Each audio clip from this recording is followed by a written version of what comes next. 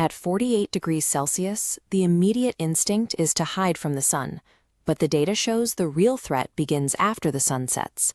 Historically, nightfall provided a window for the environment to shed the day's accumulated heat. Today, cities like Delhi record minimum nighttime temperatures of 32 degrees Celsius.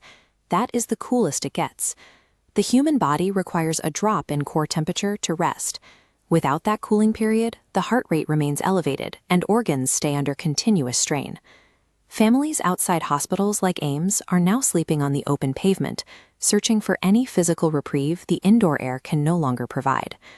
When the night cools below 28 degrees, daily heat-related deaths stay near a baseline of 100.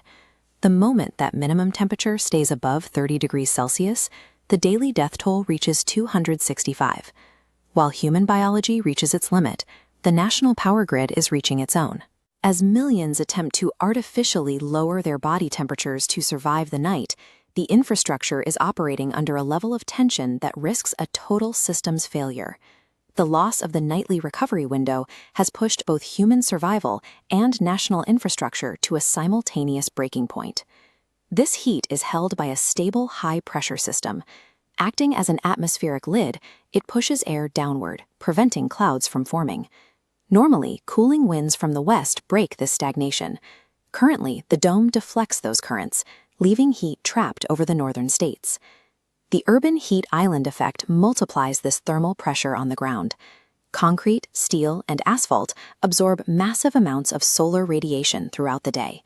At night, these materials release that energy back into the air, keeping local temperatures several degrees higher than the surrounding countryside. Air conditioning creates a paradox. While it cools the indoors, each unit pumps concentrated hot exhaust into the street. In dense neighborhoods, this mechanical heat raises the ambient temperature for everyone outside or unable to afford a machine. For those in poorly ventilated low-income housing, indoor temperatures often stay at 35 degrees Celsius throughout the night. This prevents the body from shedding heat, triggering fatal heat stress and organ failure.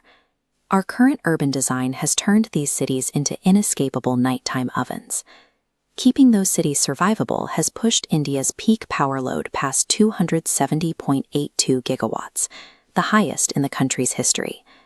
During the peak of the day, solar energy carries the load. These massive farms generate 80 gigawatts, managing roughly 32% of national demand.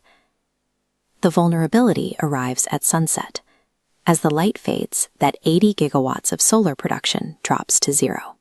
This happens at the exact moment millions of people return home and turn their cooling systems to maximum to endure the warm night.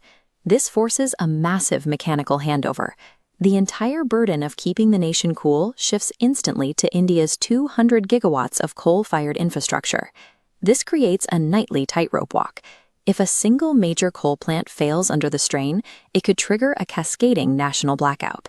India relies on the annual monsoon to provide the seasonal recovery that a single night can no longer offer. But a macro-level threat is building in the Pacific, the projected 2026 Super El Niño. This map shows an abnormal warming of the central and eastern Pacific Ocean. These dark red zones indicate sea surface temperatures rising 2 degrees or more above the average. This warming shifts global trade winds, delaying or weakening the arrival of the monsoon.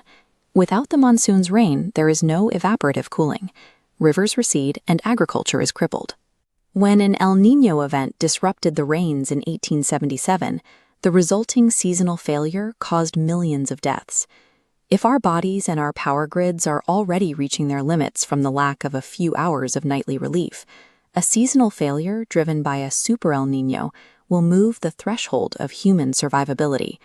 It raises the question of whether we will be able to safely sleep through the night at all.